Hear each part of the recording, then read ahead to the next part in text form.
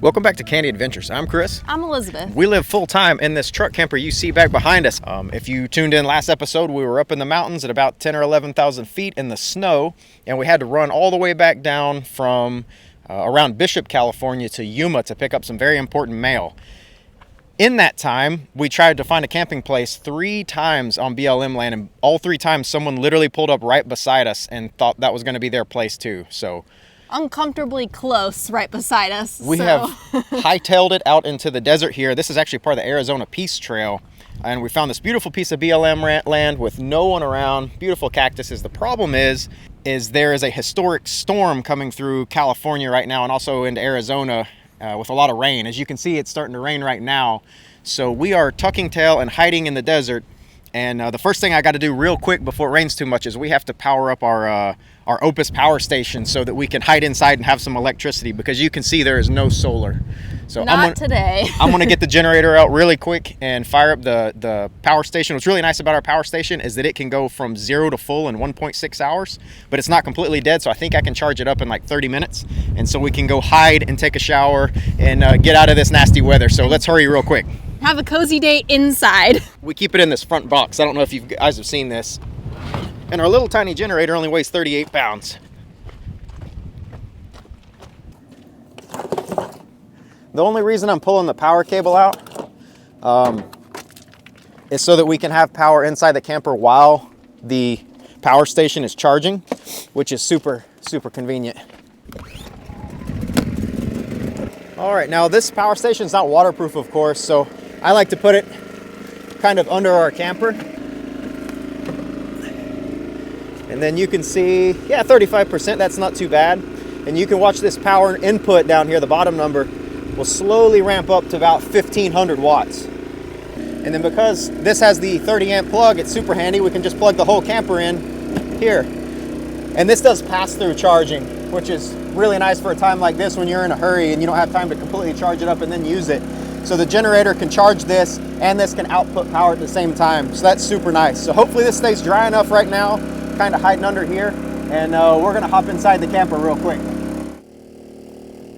Mona has picked up one of her favorite parts of the desert, and this happens every once in a while. We get them in ourselves too, but the best thing I found is needle nose pliers, because you can get in there close and grab it really quick. Try not to grab her hair. There we go. All right, so we have power. It has started to rain, as you can hear through the roof here. So this might be pretty miserable, but we have enough fresh water, so I think we're gonna take a shower, because it's been a few hours since we had a shower, like maybe 96 of them. So we do have a full tank of fresh water. We did prepare a little bit as we were kind of exfilling through the people-heavy areas, and we got fresh water, we have propane, and we have some food. So I think we're gonna have a nice cozy day inside the camper. I see that's a popular term in the truck camper world. We're gonna have a nice cozy day inside while it rains. Now it is pretty chilly with the rain, especially. Everything's getting kind of wet and there's humidity in the air, and there hasn't been any sun in the last couple of days. So I'm gonna go ahead and fire up this diesel heater. And if you've been following, you know we've had some diesel heater issues. It seems to be working flawlessly now. We haven't had a chance to do a permanent fix, so it is still that metal strap, zip ties, and the wooden block that we used to put as the fork brace in the CRF when we were towing it around on the trailer. It is still that fix, but it is working flawlessly. There's no smoke, it doesn't touch anything, and it's been working well, and it hasn't been leaking. So really excited for that in this bad weather. Again, I can't stress enough how much it is nice to have a diesel heater when it is bad weather, and you can stay just so warm in a dry heat.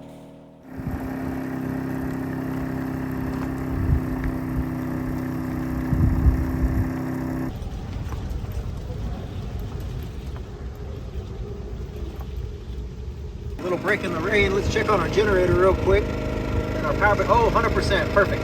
So I'm gonna go ahead and cut the generator off.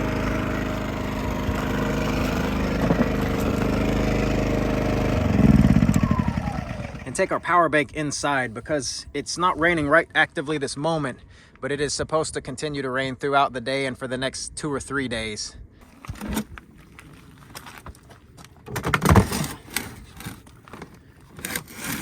I do like these handles. They're super handy. Are you a good girl?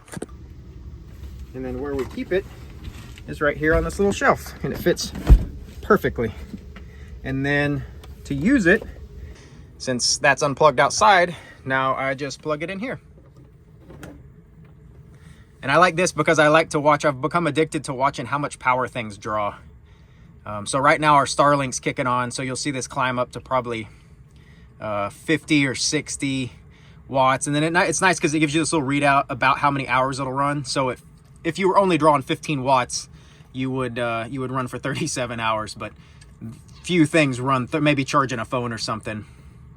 It's also handy in here because we have so many GoPros and drones, and everything we have charges off USB-C. So we do have these 200-watt rated USB-C fast chargers, which is, we use these probably more than anything. We probably use one of these and these all the time, and then of course this output here. But you do still have your regular like 12-volt cigarette lighter stuff. Like we have some phone chargers that'll go in there, but that's pretty much it. So you can see it's climbing up now. The Starlink's online, and it's charging a phone and maybe the iPad right now. So it's saying at this current draw, you know, it's jumped down to like 25 hours. So this should get us through the rainstorm while we're in here. But while we are waiting for the rainstorm to finish, she's up here editing for Instagram. Yeah. I usually stay up here 90% of the day because it's out of the way, and I get to curl up in blankets and stuff when it's cold and rainy outside. So just making a short reel for Instagram about the bristle cones that we just finished visiting. So you'll see that if you follow us on Instagram. She's recovering from her cactus surgery. She's had about 3 cactus surgeries since we've been here. You saw the one on camera, and then there was about 2 more in her feet. But she's recovering and not wanting to go outside because it's raining. I'm wanting to go for a run with this little bit of break in the rain. You can see way out in the distance, you can see that it's still raining way back there, which is really pretty. But it's currently just sprinkling, so I'm thinking I might could get a run in while she takes a shower. And then she has the privacy inside the camper, and then I get to get my exercise for a possible impending military enlistment. So we'll see about that. But anyway, she'll get to be in here and have a nice warm shower, and I may go take advantage of the slight lull in the rainstorm. So my hair was like here, and it was getting in my eyes a lot, and I was always having to wear a hat, so I scissored myself. As you know, we always fixing things here on a budget, and so I just took the hair that was right here a minute ago off camera, and I cut it so that I can see. No, it's not in your eyes. And we'll test it real quick because it's windy outside. Look at that. Wow. How nice that is. Wow. Oh. Also, we got a comment on Instagram saying that I was copying my haircut from Pedro Pluma, which is a Mexican pop star right now. But functional. Look at that. Let's hope we can keep it under sub 8 minutes. We'll see you guys in a little bit.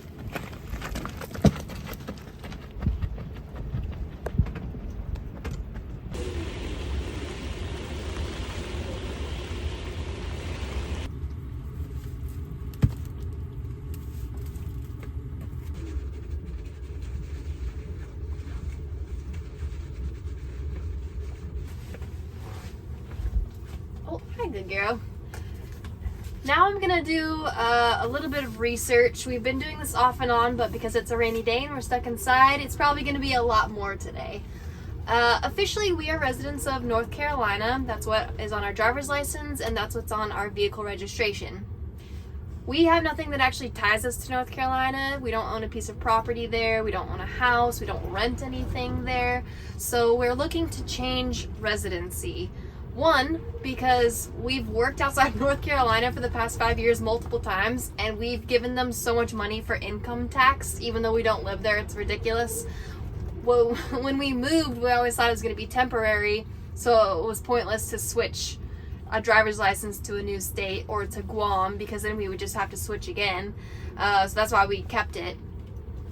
And 2, why we don't want North Carolina is because of their vehicle registration emissions inspection process. It's very specific per county. It's quite a bit of money, and it's a royal pain in the butt because if you have older vehicles that are prone to check engine lights coming on, even though it does not inhibit the performance of the vehicle, it does not pass, and you have to go through this awful process of trying to get the check engine light off, which we've thrown thousands of dollars personally at a check engine light that did not affect the vehicle whatsoever. So then lies the question, where do you move? So that's where the research comes in. You know, if you could choose a state to be a resident, which one would you choose? Why? How easy is it to become a resident? How long do you have to live in that state to become a resident? What proof do you have to show that you do live there? Because living in an RV, you don't have a permanent address.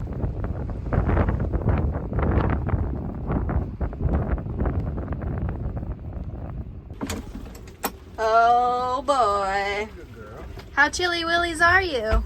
It's kind of cold. Very, very windy. I kicked up the heater for you so it'd be a little warmer in here. You good girl. Mona, did you find out where we're gonna live yet?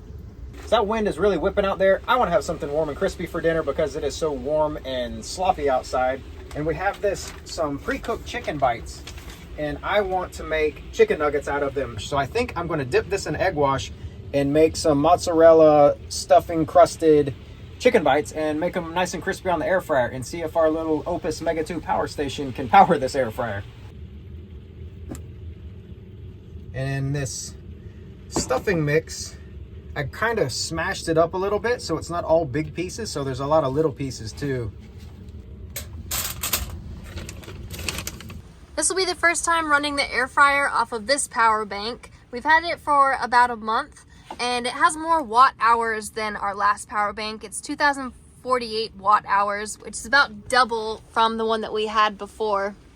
So it lasts a lot longer and it's a lot more efficient than the other one in general.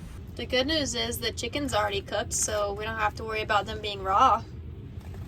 Yeah, it should cook pretty quick in just a few minutes, I would think. I would think 4 or 5 minutes. I'm gonna go ahead and throw them in here.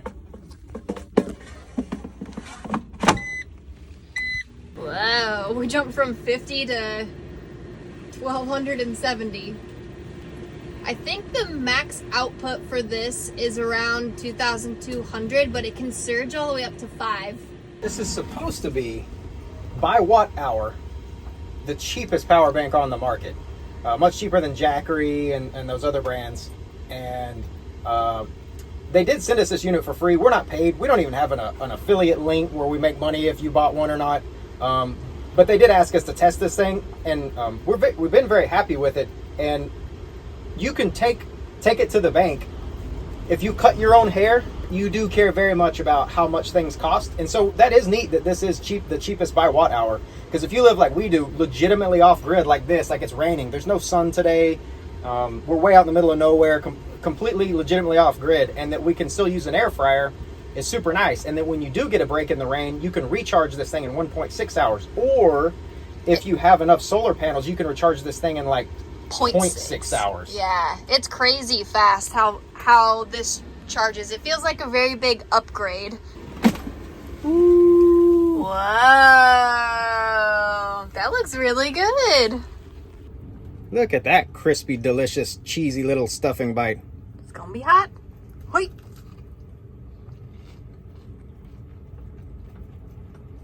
That is delicious. I've never made that before. That's very, very good. That belongs in a cookbook. So what we wanted to mention is we've been recently working some work camper jobs, and we had the last work camper job we had is the worst job I've ever had in my life, and we've had lots of jobs, many jobs literally all over the world. State jobs, federal jobs, minimum wage jobs, and that was definitely by far the worst job we've ever had. Found meth in my truck. Found weed in my truck. Not in your truck, or the work vehicle. The work vehicle, yeah. And then like you would report it, and like nothing would get done about it. And our job required 4 hours of driving every day. So there's meth, there's drugs, there's awful people coming through where we were. Yeah, I've never had such a bad experience ever with people. And I was been in the military and law enforcement and I was a fireman before that. I don't know if I've ever mentioned that on here. So I've, you know, dealt with lots of people who are combative and don't want to talk to you. And that's the worst job I've ever had in my life. This isn't just one work camping job and boo-hoo. We actually had another one, like even 3-4 years ago we tried. We moved all the way across the country to Colorado, and that was awful too. So we've tried work camping a couple times, and each time, if it's a bad experience with the employer, you're tied in with where you live. With that employer, so you quit the job, you don't have a place to live now, and we just don't like that aspect. Which presents an issue. We live in a camper.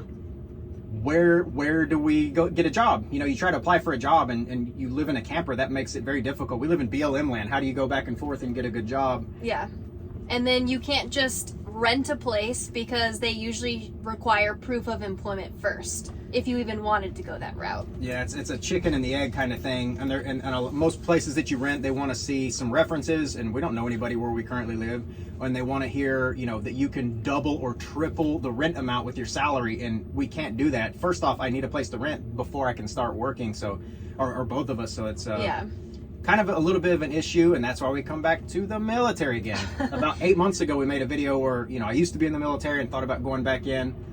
I've been covered up nice and safe and sound with my DD-214 for over a decade now, and that might be changed. That's why I've been running on the channel and working out and haircuts. So we definitely don't want to do that. We would love to make this YouTube channel work, and at some point it's a sunk cost fallacy with just keep making them better, make more videos, buy another drone, buy better cameras, buy better audio equipment, you know, try to go somewhere cooler or a better thumbnail. And work with different companies and try to like gain status. At some point, when you still are sub 10,000 subscribers and you've been doing this for 5 years, you know, it's never going to happen. Yeah. So we've been looking at the military.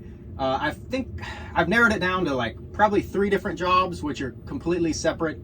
The military is sort of similar in that your living situation is also dependent on the military, but you're in a signed contract, so. And you have off-base housing. You can get off-base housing, you know, that's separate. And there's benefits. All these work camper jobs, they're temporary. There's no benefits whatsoever. There's no paid days off. You don't get a GI Bill. There's none of that stuff. I looked into work from home jobs. The issue is living in a truck camper. A lot of those jobs require a quiet workspace.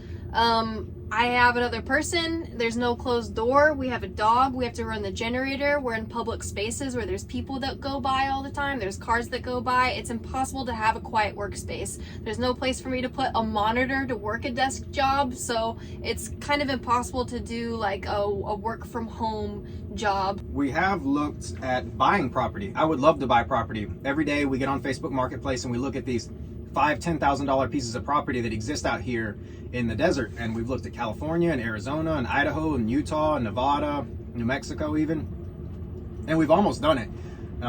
You know, we've got maybe $5,000 left to our name, and that's just enough that you can put $1,000 down on a 5-acre piece of property out in the desert, and it's so tempting, and we're right on the edge of doing that, but then you think, you know, we make $300 a month. Last month was the highest month we've ever made, thanks to you guys on YouTube, and we made $300. And then $120 from Patreon. Yeah, so that's $400. The total. Yeah, that's the most we've ever made on YouTube in a month.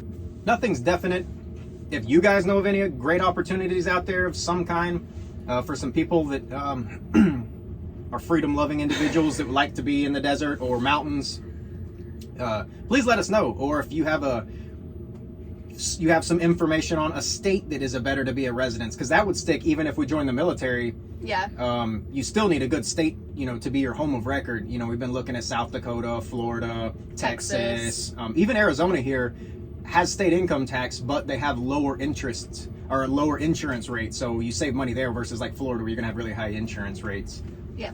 And you can street legal things pretty easy in Arizona, like side-by-sides and dirt bikes, which for me, that's a big deal. So BLM land is huge. We're from the East Coast, so seeing BLM land is like the greatest thing ever. Yes. And that's the one downside of Texas. Texas has no BLM land. Texas has almost no public land whatsoever, which does make it difficult. Texas even has a law in most counties that you have to own 10 acres to hunt your own property. So hunting in Texas, you got to be a part of a club or some big ranch somewhere and hunt deer that are in fences or pay into a hunting lease somewhere on someone else's private property. I'm not doing that. 100%, I'm not doing that. And to think if you owned 9 acres, you couldn't even hunt on your own property. That's crazy. So that's a thumbs down to Texas. But Texas does have the ocean, which is really awesome. That's Padre Island, which is a big plus. We love that place. Yeah. So. This is just a time like today where we have to really sit down and kind of reflect on what these next steps are, because eventually we're going to have to make a decision in one direction, whether or not that's getting another work camping job, which we don't particularly want to do, whether or not that's enlisting. We have to choose a state of residency as our vehicle registration is about to expire. Do we drive all the way to North Carolina to renew all of that stuff and burn thousands of dollars in gas and then have no job or something lined up? So it's a lot of decisions that need to be made kind of in a very short period of time within the next few weeks or a month or so. And of course, YouTube, if I could have any job on planet Earth, I'd be making these videos. Yeah. But go ahead and smash that like button and subscribe if you're not subscribed, because maybe that'll slowly turn the tide the other way and we'll pick up subscribers and, I don't have to go to the Marine Corps. But I think I'm going to fire up some Cyberpunk and put some bush light in my skull and kind of just relax for a minute, because we've been at stress level midnight for a few months now. A few months, and it only builds, right? Because as the money goes down and you still not getting anything accomplished that you want to get accomplished. So, but I'm gonna fire up some Cyberpunk and enjoy the rain and a couple of these BLs while we're sitting here.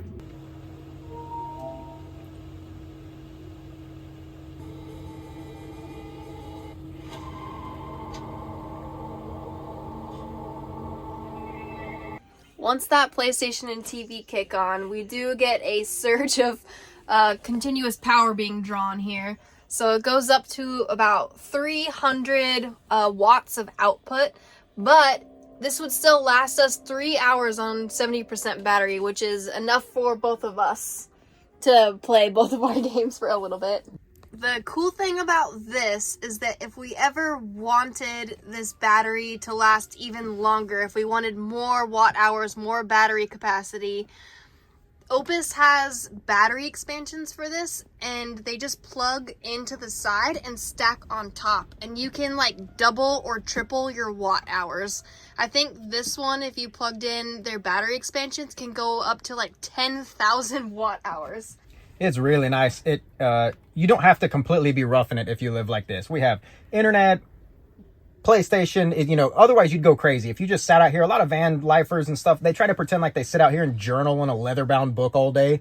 They wake up, they make hand-ground coffee, then they doodle in their journal and play with the rescue dog. Like, that's not realistic. That's nobody's real life. You'd go crazy if you didn't have some more stimulation than that. So as much as we love being outside and doing stuff, sometimes it's nice to just relax after your workout and play a game and have some escapism, because as stressful as this life can be sometimes, it is really, really nice to have some escapism.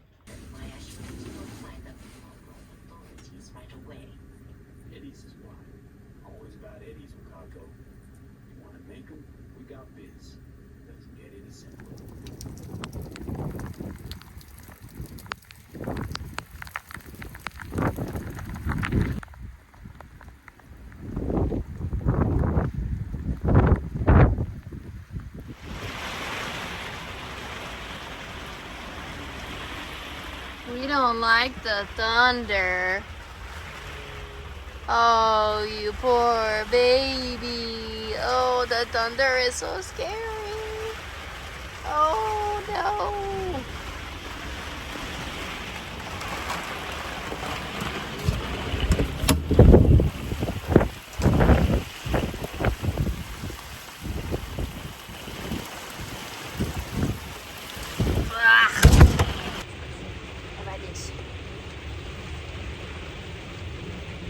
Like a thunder jacket. It'll take you in. Like that. Get better? And not so scary. My Switch is a little less power hungry than a PlayStation that does amazing processing and rendering. So it's barely putting a bump in this. And she's impressed.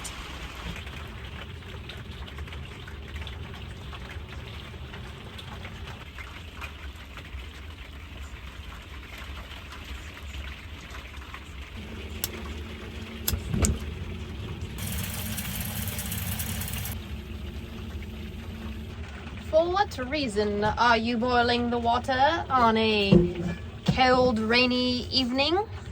Is it for the tea? No. Is it for a warm cup of coffee? No.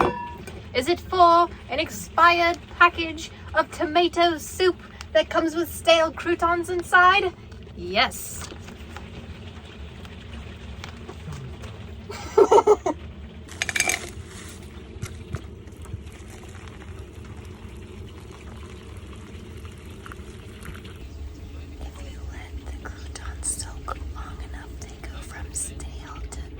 Soggy, but still good.